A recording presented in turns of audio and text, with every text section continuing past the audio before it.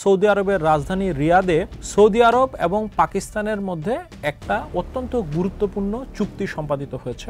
এর নাম strategic mutual defence agreement, অর্থাৎ এটি মূলত একটা প্রতিরক্ষা সহযোগিতা চুক্তি। এবং বিশেষজ্ঞরা এই চুক্তিটিকে বলছেন এই দুই দেশ মিডল ইস্ট এবং সাউথ এশিয়ার জন্য একটা ওয়াটারশেড মোমেন্ট, একটা যুগান্তকারী মুহূর্ত। স্টার এক্সপেন্সের আজকের পর্বে আমরা বোঝার চেষ্টা করব যে বিশেষজ্ঞরা এই চুক্তিটিকে কেন এত গুরুত্ব দিচ্ছেন, এই চুক্তিতে কি আছে এবং এই চুক্তির প্রভাব মিডল ইস্ট সহ দক্ষিণ এশিয়ায় কী ধরনের পড়বে।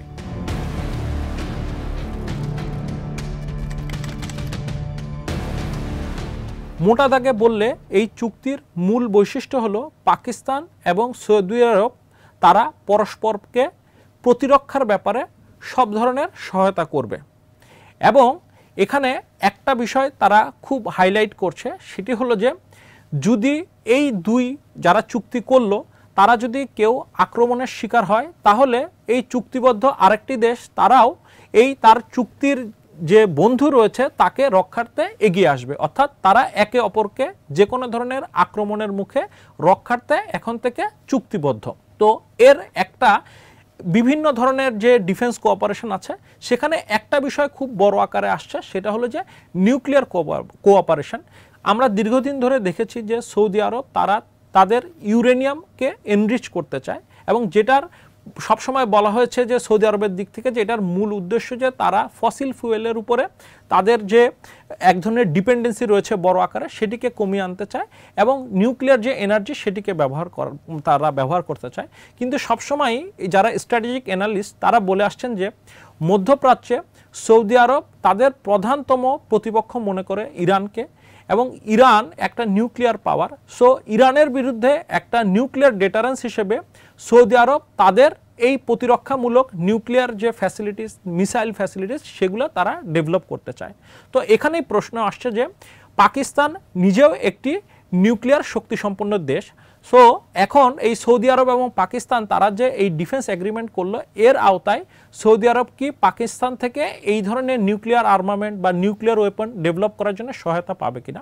তো এক্ষেত্রে আমি মোটামুটি দেখেছি যে বিশেষজ্ঞরা যে কথাটা বলছেন যে এখন পর্যন্ত যে সৌদি আরব এবং এইটার চুক্তির পূর্ণাঙ্গ এখন সামনের দিনে কীরকম হবে সেটা একটু সময় লাগবে বোঝার জন্য, কিন্তু এখন পর্যন্ত যে অবস্থায় আছে সেটাতে পাকিস্তানের পক্ষে সরাসরি এই ধরনের কোনো ওয়েপন দেওয়া এটা এক ধরনের ডিফিকাল্ট সৌদি আরবকে। এছাড়াও এখানে তারা আবার একটা ইন্টারেস্টিং কথা বলছেন যে সৌদি যুবরাজ তিনি মার্কিন একজন গুরুত্বপূর্ণ সিনেটর লিন্ডসে গ্রাহামকে একটা সময় বলেছিলেন যে আমরা ইউরেনিয়াম চাই মূলত হলো আমাদের নিউক্লিয়ার এনার্জির জন্য, আমাদের নিউক্লিয়ার ওয়েপনের জন্য ইউরেনিয়াম দরকার নেই। এবং তখন তিনি বলেছিলেন যে যদি নিউক্লিয়ার ওয়েপন লাগে আমরা তো পাকিস্তান থেকেই কিনে আনতে পারি। তো অনেকে আবার এটার কথা বলে বলছেন যে এই ডিফেন্স এগ্রিমেন্ট হয়তো বা ওই দিকে যাবে। তো এরকম পক্ষে বিপক্ষে দুই ধরনের মতবাদ রয়েছে, কিন্তু এই প্রশ্নটি বড় আকারে আসছে যে বিভিন্ন ধরনের ডিফেন্স কোঅপারেশন, অর্থাৎ ডিফেন্স যেসব আমরা আর্মামেন্টের কথা বলি, আমরা যদি যুদ্ধ বিমানের কথা বলি, ওগুলো আসলে তো পাকিস্তান কিংবা সৌদি আরব একে অপরকে দেওয়ার কিছু নেই, কারণ তারা প্রত্যেকেই বাইরের দেশ থেকে তাহলে কেনে। তো বরং তারা দেখা যাবে যে বড় আকারে তাদের সহযোগিতাটা হবে তাদের যে সেনাবাহিনী রয়েছে, তাদের যে বিভিন্ন বাহিনী রয়েছে, তাদের বিভিন্ন ধরনের যৌথ অথবা মহড়া, তাদের বিভিন্ন ধরনের যেগুলো অভিযান সেগুলোতে অংশগ্রহণ করা, পাশাপাশি তাদের নিজেদের যে বিভিন্ন স্ট্র্যাটেজিক ইন্টারেস্ট রয়েছে, বিশেষ করে আমরা জানি যে মিডল ইস্টে যে বিভিন্ন সৌদি আরবের সিকিউরিটি রিলেটেড ইন্টারেস্ট রয়েছে সেখানে, অথবা পাকিস্তানের তার পার্শ্ববর্তী অঞ্চল সাউথ এশিয়াতে যে ধরনের সিকিউরিটি ইন্টারেস্ট আছে সেখানে তারা একে অপরকে এই প্রতিরক্ষা সহায়তা করবে। আমরা যদি প্রথমেই এই চুক্তিবদ্ধ দুই দেশের দিকে তাকাই, আমরা দেখব যে সৌদি আরব এবং তার সহ আশেপাশের আরও কিছু দেশ, বিশেষ করে আমরা যদি আরব আমিরাতের কথা বলি, আমরা বাহরাইনের কথা বলি, আমরা কাতারের কথা বলি, আমরা দেখব যে এই দেশগুলো তাদের প্রতিরক্ষার জন্য বড় আকারে কিন্তু আমেরিকার উপর নির্ভরশীল। এবং আমেরিকার উপর নির্ভরশীলতা যে তাদের একটা বড় দুর্বলতা, এটা দীর্ঘ সময় ধরে কিন্তু আলোচনায় আছে। ফলে আমরা দেখেছি যে এই যে বর্তমানে যিনি সৌদি আরবের প্রধান শাসনকর্তা, তিনি কিন্তু ক্ষমতায় আসার পর থেকেই তিনি একটা বিষয়ে বারবার বলে আসছেন যে তারা আমেরিকার উপরে এই একক নির্ভরতা কমাতে চায় এবং তারা তাদের সিকিউরিটিটাকে তারা বিভিন্ন বহুমুখী একটা সহযোগিতার আওতায় আনতে চায়। তো এই পাকিস্তানের সাথে এই চুক্তিটাকে তারই ধারাবাহিকতায় দেখার কথা বলছেন বিভিন্ন বিশেষজ্ঞগণ। এবং একই সাথে তারা একটা বিষয় বলছেন যে সম্প্রতি ইসরায়েল কাতারের দোহায় যে আক্রমণ করেছে, তারপরে এই ধরনের আসলে এই যে সহযোগিতা বা নিরাপত্তার বিষয়টিকে একটি দেশের উপর নির্ভরশীল না থেকে বিভিন্ন দিকে ছড়ানো, বিভিন্ন জায়গা থেকে সহায়তা পাওয়ার বিষয়টি আরও গুরুত্বপূর্ণ হয়ে উঠেছে। কারণ যে ইসরায়েল আমেরিকার অন্যতম সহযোগী এবং আমেরিকা এই কাতারের অন্যতম কিন্তু সিকিউরিটি প্রোভাইডার, এবং আমরা জানি যে কাতারে আমেরিকার একটা বড় ধরনের ফরওয়ার্ড বেজ রয়েছে, তারপরেও কিন্তু ইসরায়েল কাতারে আক্রমণ করতে পেরেছে। এবং সে কিন্তু একই সাথে বারবার হুমকি দিচ্ছে যে হামাসকে ধ্বংসের জন্য সে যে কোনো জায়গায় হামলা করতে পারে, মিডল ইস্টের যে কোনো জায়গায় তারা যে কোনো দেশকে আক্রমণ করতে পারে। এবং আমরা অলরেডি দেখেছি সে কিন্তু সিরিয়া, ইয়েমেন, তিউনিশিয়া, ইরান সহ মিডল ইস্টের বিভিন্ন দেশে কিন্তু তারা অলরেডি হামলা করেছে। তো ফলে এই প্রশ্নটিও কিন্তু বড় আকারে আসছে। এবং একই সাথে আমরা যদি আরেকটি বিষয়কে খেয়াল করি, এই যে কাতারে দোহাতে আক্রমণের পরেই কিন্তু একটা ইসলামিক আরব একটা সামিট হয় এবং সেখানে আরব বিশ্বের মোটামুটি গুরুত্বপূর্ণ সবগুলো দেশ, তাদের যে শীর্ষ নেতারা সেখানে তারা গিয়েছেন।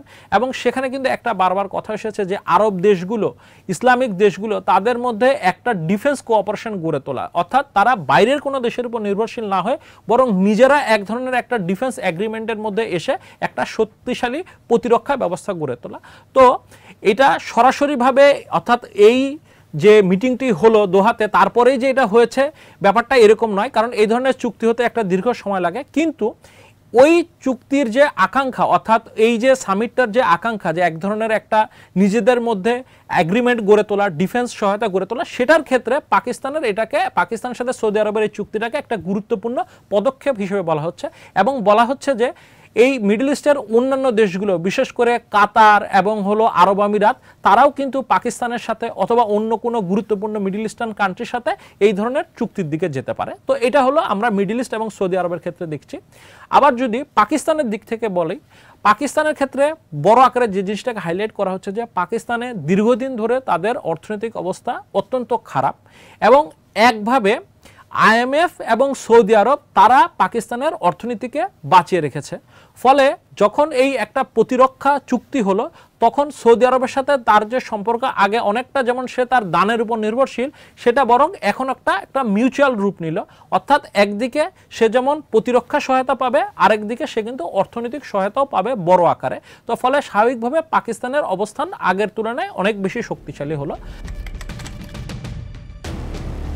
এখানে আমি মূলত যে ধরনের বিষয়টি দেখছি, সেখানে বলা হচ্ছে যে পাকিস্তান যেহেতু তার একটা বড় দুর্বলতা জায়গা ছিল অর্থনীতি, সেখানে যদি সে সবল হয়ে উঠতে পারে, তাহলে পাকিস্তান এবং ভারতের যে দ্বন্দ্বে, সেখানে আসলে পাকিস্তানের যে শক্তির যে জায়গাটা সেটা আরও বৃদ্ধি পাবে। এবং সবসময় যে আশঙ্কা করা হয় যে সামনের দিনে ভারত পাকিস্তানের মধ্যে দ্বন্দ্ব আরও বৃদ্ধি পাবে, এবং এটা আসলে আমরা ধারাবাহিকভাবে দেখেছি কথাটার যে সত্যতাটা রয়েছে, যে ধারাবাহিকভাবে আগে যেমন একটা লম্বা বিরতিতে ভারত পাকিস্তানের মধ্যে বড় আকারে কোনো সংঘর্ষ হতো, সেটার সময়সীমা কিন্তু কমে এসেছে। এবং আমরা সর্বশেষ দেখেছি যে পেহেলগাম অ্যাটাকের পরে 4 দিন ব্যাপী যে ভারত পাকিস্তান যে যুদ্ধ হলো, সেটা কিন্তু একটা মোটামুটি একটা ভয়াবহ রূপ নিয়েছিল এবং সামনের দিনেও এই ধরনের আশঙ্কা রয়েছে।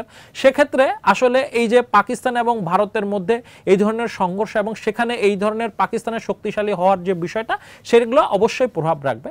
আবার একই সাথে অন্য একটি দিকেও বলা হচ্ছে যে ভারতের সাথেও সৌদি আরবের সম্পর্ক অত্যন্ত ভালো। এই কিছুদিন আগেও মোদি কিন্তু সৌদি আরব সফর করেছেন এবং অর্থনৈতিকভাবে বিশেষ করে ইনভেস্টমেন্ট, তারপর তেল কেনা প্রভৃতিভাবে সৌদি আরবের সাথে ভারতের সম্পর্ক অত্যন্ত নিবিড়। অর্থাৎ এই সৌদি আরব পাকিস্তানের যে চুক্তি হলো, তা এককভাবে যে শুধু পাকিস্তানের দিকে গেল ব্যাপারটা এই রকম শুধু নয়। তারা এর অর্থ আবার এই নয় যে পাকিস্তানের সাথে সৌদি আরবের চুক্তি হলো তার অর্থাৎ ভারতের সাথে সৌদি আরবের সম্পর্ক খারাপ হবে, এরকম নয়। বরং তারা বলছে যে বরং আমরা দেখতে পাবো সামনের দিনে ভারত পাকিস্তান দ্বন্দ্বে একরকম একটা নতুন মিডিয়েটরের ভূমিকা পালন করতে পারে সৌদি আরব, কারণ তাদের দুজনের সাথেই এই দুটি দেশের সম্পর্ক রয়েছে।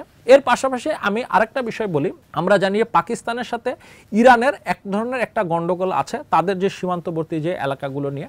তো এখানে একটা ইন্টারেস্টিং বিষয় বলা হচ্ছে যে যেহেতু সৌদি আরব এখন থেকে পাকিস্তানের যেসব স্ট্র্যাটেজিক ইন্টারেস্টের যে জায়গাগুলো আছে সেগুলোতে ইনভলভ হবে এবং পাকিস্তান আবার সৌদি আরবের স্ট্র্যাটেজিক ইন্টারেস্ট এরিয়াগুলোর মধ্যে যুক্ত হবে। তো ফলে ইরানের সাথে আসলে এই দুই দেশের সম্পর্ক কি হবে সেটা একটা দেখার অত্যন্ত গুরুত্বপূর্ণ একটা বিষয়।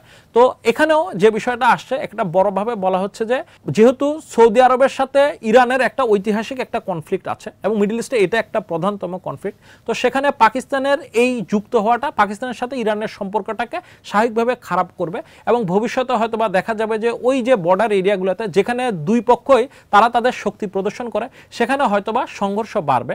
আবার অন্যদিকে বলা হচ্ছে যে যখন ইরান এবং ইসরায়েলের মধ্যে সাম্প্রতিক সময়ে যখন এই যে আমরা একটা যুদ্ধ দেখলাম খণ্ডযুদ্ধ, তখন কিন্তু পাকিস্তান আবার ইরানেরকে এক ধরনের বড় আকারে সাপোর্টের কথা তারা বলেছে।